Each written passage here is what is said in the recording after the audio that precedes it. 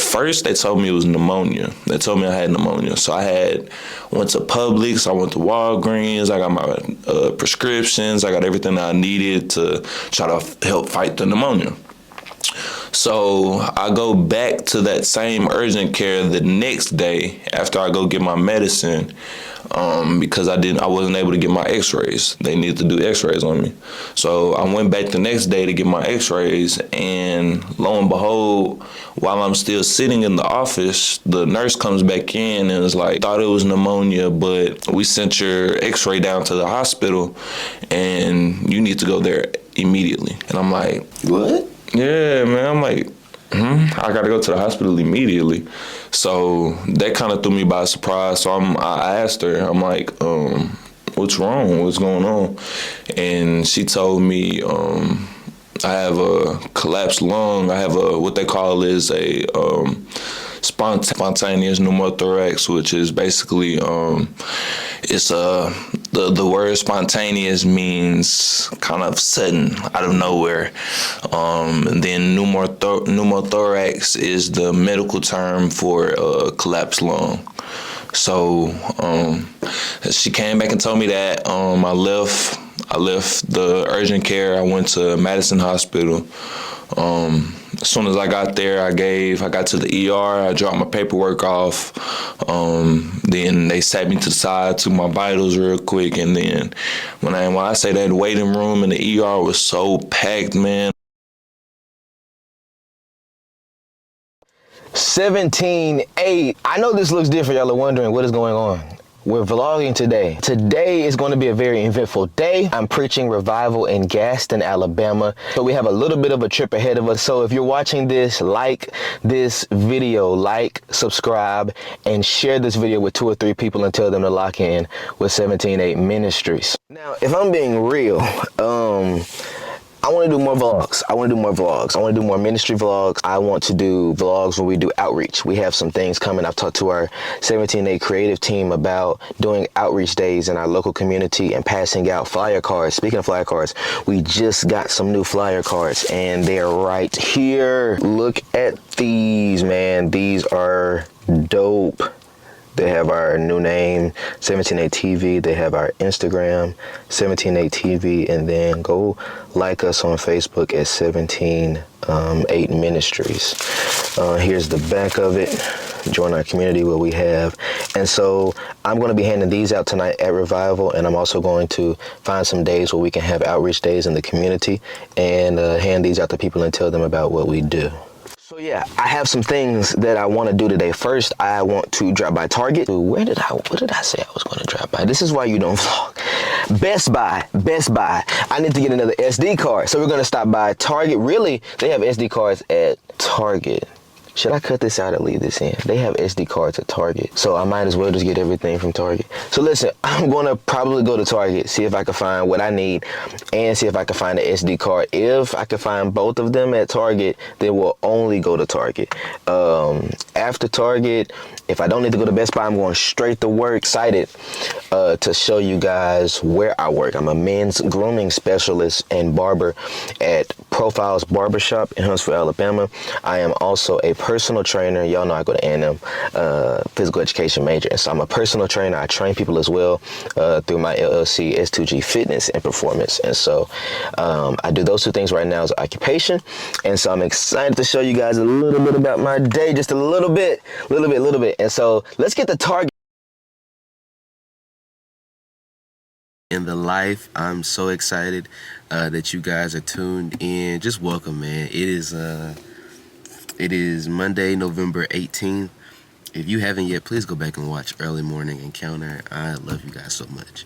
But it's Monday. I'm vlogging today. I got a couple things to do. First, it's my dad's birthday. And then, of course, we have school. So I'm here at Alabama A&M right now. I'm going to show you guys around. This is my Monday class.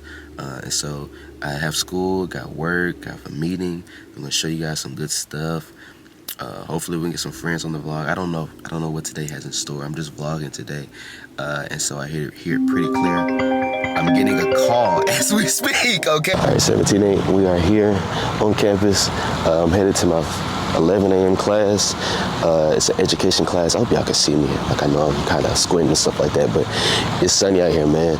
It's not as cold as I thought it was going to be. The weather's going crazy here in Huntsville, so it's really not as cold as I thought it was going to be. But we're here, man. This campus is so beautiful. I hope you guys can see some of the buildings behind me. Beautiful building in front. It's awesome. Everything is it's awesome. God will make it better. Go ahead, say God will. Y'all hear me? Say God. God will make it better. Go ahead, say God will. Y'all hear me? Say God will. Say God will. God will make it better. Go ahead, say God will. Talks about upper elementary school, and then now he's getting into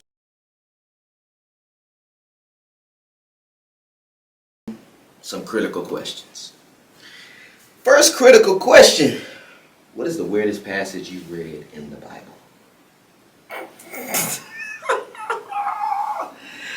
I was actually on the phone, one of my partners,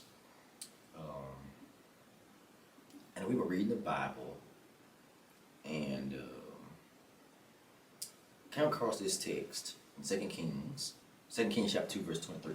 I was just reading, chilling, and listen to what this verse says. This is King James Version. You know, I hate King James, but I was reading King James right. that night. And it says, and he went up from there unto Bethel.